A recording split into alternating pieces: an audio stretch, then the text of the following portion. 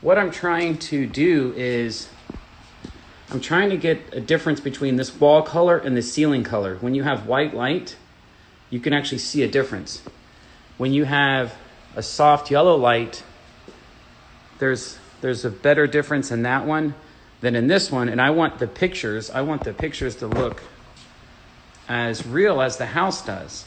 But I want to show you the difference in lighting. I can't replace that light. They're small, they don't make them where I can. He replaced those before he let me get to it.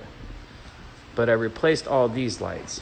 And this light, what it did before is that you couldn't tell the different colors in the floor and in the kitchen and the cabinets because they were yellow lights. Just like this one. So this one's a yellow one. This one's a yellow one. This one's a white one. Well, these lights save you probably maybe $10, $12 a month maybe. You know, and depending how many you have.